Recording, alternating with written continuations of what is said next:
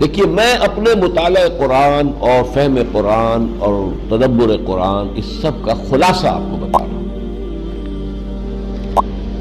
اگر دین حق مغلوب ہو اور باطل اور طاغوت غالب ہو، اولین فرض عین اس طاغوت کو ختم کر کے اس کے غلبے کو توڑ کر اللہ کے دین کو غالب کرنے کی جد و جہد کرنا، اصل اور پہلا اور فرض عین۔ نماز سے بھی پہلے یہ فرض ہے۔ نماز کی صداقت اس پر ہوگی، اگر یہ کر رہے ہیں تو نماز صحیح ہے، یہ نہیں کر رہے تو نماز جھوٹی ہے۔ باطل کو آپ نے گوارا کر رکھا ہے، ریکنسائل کر رکھا ہے، نماز پڑھ رہے ایاک نعبد و ایاک نستعین، جھوٹ بول رہے ہیں آپ۔ ہاں باطل کو آپ نے تسلیم نہیں کیا ہے، باطل کے خلاف آپ کی جد و جہد جاری ہے، تب آپ کہیں ایاک نعبد و ایاک نستعین تو سچ بول رہے ہیں، ورنہ نماز جھوٹ بنتا ہے۔ وَنَخْلَعُ وَنَتْرُكُ مَن يَفْجُرُكَ، ہم چھوڑ دیتے ہیں جو بھی تیرے فاسق و فاجر ہوں، اور ہمارے تو کوئی فرق نہیں پڑتا، وہی دوستیاں، وہی رشتہ داریاں، فساق و فجار، حرام خوروں، ہم سب کے ساتھ جھوٹ بولتے روزانہ۔ بازی بازی بارش بابا ہم بازی، جھوٹ اوروں سے اللہ کے جناب میں کھڑے ہو کے جھوٹ بولنا۔ تو پہلی بات سمجھ لیجیے، اس صورت میں پہلا فرض یہ ہے جس کے ہونے پر ہر فرض کے صحت کا دار و مدار ہے۔ نماز بھی اس کے لیے استعانت کے لیے ہے، وَاسْتَعِینُوا بِالصَّبْرِ وَالصَّلَاةِ، اس مقصد کے لیے استعانت نماز سے حاصل کرو، مدد حاصل کرو۔ ہاں اس کے برعکس صورت اگر ہو، خلافت راشدہ میں ہم پیدا ہو گئے ہوتے تو نظام قائم ہے، اور اس نظام کی مزید توسیع، اسے پورا یونیورسلائز کرنا یہ حکومت کی ذمہ داری ہے، ہم حکومت کے نظم کے پابند ہیں۔ اس صورت میں یہ فرض کفایہ ہے، حکومت کہتی ہے اتنے آدمی والنٹیئرز ہمیں چاہیے، اتنے آدمی نکل آئے، باقی سب آرام سے گھروں میں سوئے، ان کے اوپر کوئی ملامت نہیں ہے، یہ فرض عین نہیں ہے۔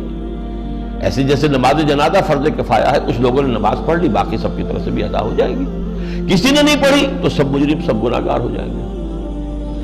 اس معنی میں اگر خلافت کا نظام قائم ہو، دین غالب ہو، تو انڈیویجولز کے اوپر سے ذمہ داری ہٹ گئی، اب وہ ادارہ موجود ہے خلافت کا، حکومت اسلامی کا، وہ اس کی دیکھ بھال کرے گا۔ How to extend this domination of Allah's deen over the whole of the globe، اور اس میں جو بھی ضرورت اسے ہے، جو اسے افرادی قوت چاہیے، مالی قوت چاہیے، تعاون چاہیے، وہ لوگ پیش کر دیں، بس ٹھیک ہے۔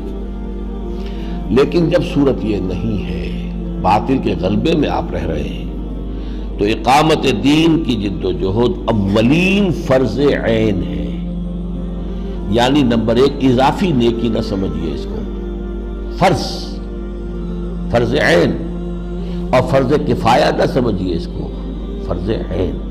فرض عین اور اولین جب میں نے کہا تو اس میں دو چیزوں کی نفی ہوئی، اضافی نیکی نہیں ہے اور فرض کفایہ نہیں۔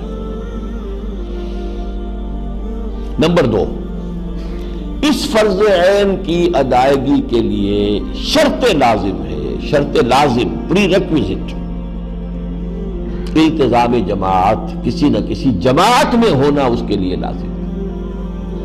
جیسے نماز فرض عین ہے، وضو کے بغیر نہیں پڑھی جا سکتی، تو وضو بھی فرض ہو گیا۔ اقامت دین کی جد و جہد وضو کے بغیر نہیں ہو سکتی، جماعت کے بغیر نہیں ہو سکتی، لہذا جماعت فرض ہے۔ دیکھیے جہاں تک پہلی بات ہے، اس کے لیے تو میں نے سارا آپ کو آج پھر دوبارہ گنوا دیا، سورہ بقرہ سے سورہ توبہ تک، اور پھر وہ سورہ شورى سے، یہ ساری چیزیں گنوا دی آپ کے سامنے۔ جہاں تک التزام جماعت کا تعلق ہے، اس پر میں قرآن مجید سے کوئی نص صریح پیش نہیں کر سکتا، I admit it۔ اشارات ہیں، اشارات کس شکل میں ہیں؟ حزب اللہ کا لفظ استعمال کیا گیا، پارٹی کس لیے کیا گیا؟ رہنمائی کے لیے کیا گیا، قرآن کا ہر لفظ ایک رہنمائی لیے ہوئے۔ یا محمد رسول اللہ والذین معہ، ایک جماعتی زندگی کا نقشہ آ گیا۔ یا سورہ صف میں ہم نے آج ہی پڑھا، من انصاری اللہ، کون ہے میرا مددگار، مل کر ایک جماعتی شکل بن گئی۔ لیکن یہ اشارات ہیں، نص قطعی جس کو کہتے قرآن سے نہیں ہے میرے پاس، میں تسلیم کر رہا ہوں۔ البتہ احادیث میں نصوص قطعیہ ہے بہت سخت. علیکم بالجماعت، تم پر لازم ہے جماعت کی شکل میں ہونا. اور جو ایک اثر ہے حضرت عمر فاروق رضی اللہ تعالی عنہ کا، لا اسلام الا بالجماعہ، جماعت کے بغیر کوئی اسلام ہے ہی نہیں. اور اس کو نوٹ کر لیے، جماعت کی دو ہی شکلیں ہیں، یا ہمارا جماعتی نظام ایک ریاست کی شکل اختیار کر چکا ہے، تو جو امیر المومنین ہے وہی ہمارا امیر ہے، یہی ہماری جماعت ہے. نہیں ہے تو کوئی نہ کوئی جماعت ہوگی جو اس کو قائم کرنے کی جد و جہد کرے، اس کا امیر ہے اور اس کے ساتھی ہے. اسلام کی کوئی تیسری شکل ہے ہی نہیں. یا تو خلافت ہے، حکومت ہے، یا نہیں ہے. دو ہی شکلیں ہیں.